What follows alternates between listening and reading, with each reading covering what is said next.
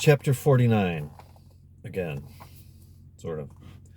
So it came to pass that on the next Sunday afternoon, a Sunday afternoon carved like most Sunday afternoons from a boiled turnip, Princess Lee Cherie sat in the austere visiting room at the King County Jail, separated from Bernard Mickey Wrangle by a panel of thick, clear glass, telling him, through a closed-circuit telephone, a story. The story that Julieta told her at bedtime almost every night of her life. They gazed at one another with fixed, intense smiles. Their pulses fluttered, and the ancient hormonal soup hissed in their glands. Yet Bernard was silent, and Lee Cherie, in a surprisingly even tone, stuck to the story. No sooner had she sat down across from him, her lips aching to pucker their way through the glass, then she picked up the phone and spoke into it bravely. Once upon a time. He noticed that she had put on a few pounds. She noticed that some of his freckles looked as if they'd gone bad, but they didn't betray their observations. He listened intently, and she went on with the tale.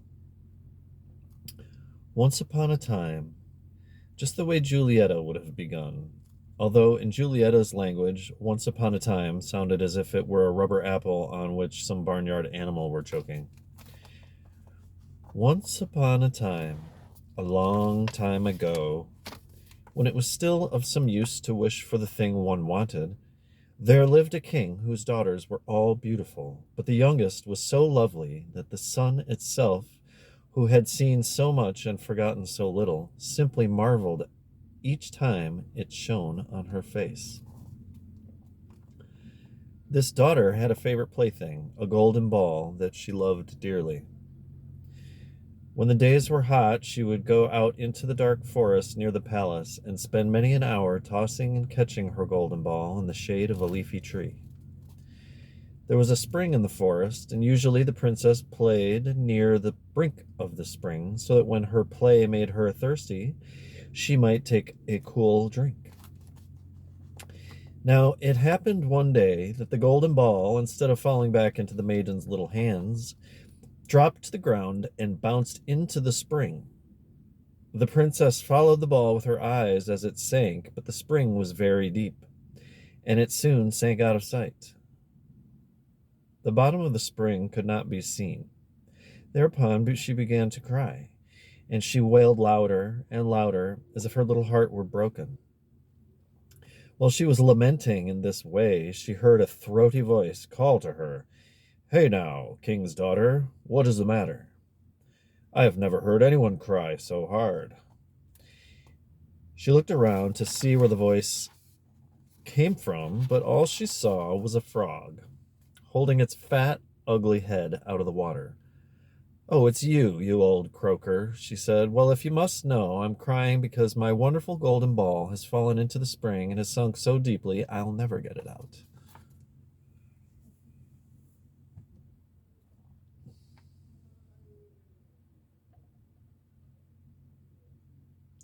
"Relax. Don't cry. I think I can be of some assistance. What will you give me if I can recover your toy for you?"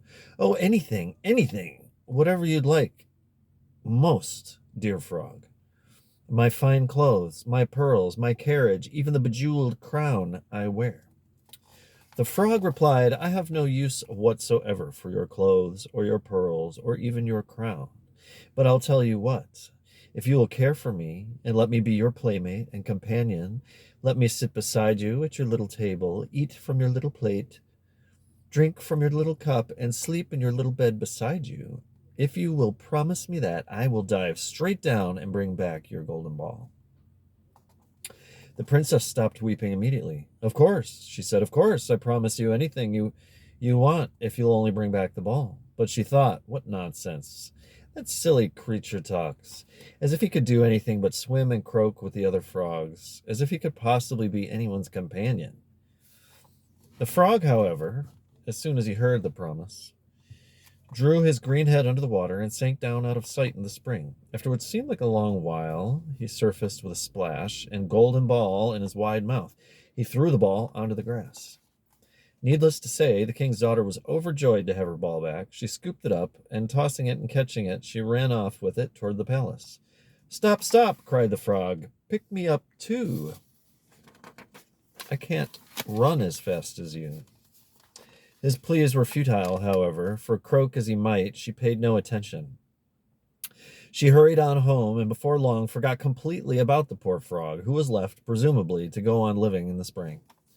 The next day, as the princess was sitting at the table, with the king and all the court having a fine dinner, there came a pitter-patter up the marble stairs, and then there came a knocking at the door, and a voice crying, "King's youngest daughter, let me in." Naturally, the princess went to the door to see who it might be, but when she found the frog sitting there, panting, she slammed the door in his face and returned to her meal, feeling quite uneasy.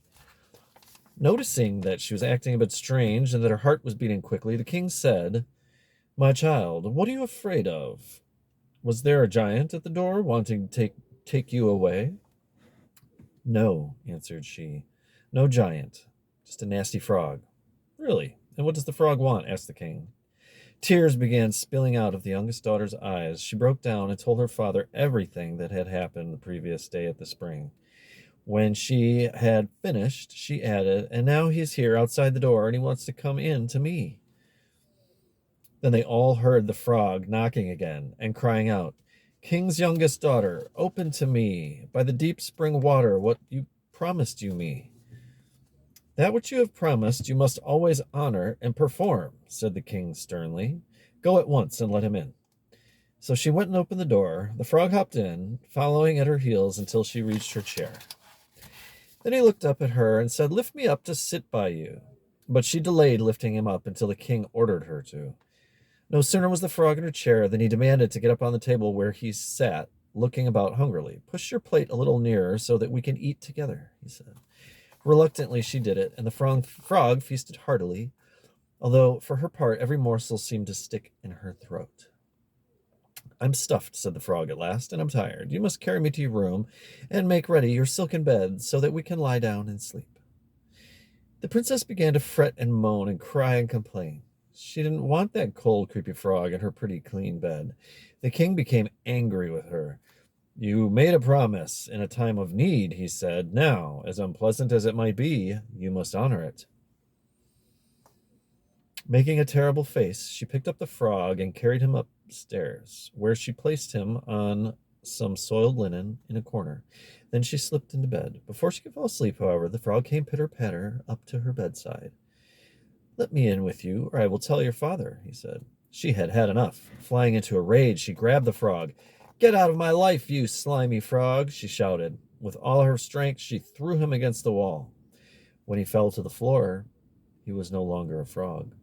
He had become a prince with kind eyes and a beautiful smile. The frog prince took her hand and told her how a vengeful witch had bound him by her spells and how the princess alone, in her innocent beauty, could have released him. Then he asked her to marry him, which with her father's consent she did, and they went off to the prince's country, where they became king and queen and lived happily ever after. As the story ended, the way that even that unhappy farter Sartor knows that stories ought to end, a guard strode up to Bernard and tapped him on the shoulder, signaling him to return to his cell. Bernard appeared to be lost in thought. He continued to stare at Cherie, smiling all the while and ignoring the guard. The guard gripped him by the collar, which wasn't black, and yanked him to his feet. It was too much for Cherie. Shrieking, she sprang up and flattened herself against the window. As she spread herself thin enough, as if she spread herself thin enough, she could squish through the loose-knit silicone molecules the way that mayonnaise squishes through the holes in Swiss cheese. Bernard elbowed the guard in the jaw and seized the telephone. He was going to speak to her. Quickly, she picked up the phone on her side of the glass and jammed it against her ear. A whistle had blown. More guards were rushing up, and she realized that he would be able to get out only a word or two. "Yes, sweetheart, yes." "Whatever happened to the golden ball?" asked Bernard. That's what he said. "Whatever happened to the golden ball?" Arg!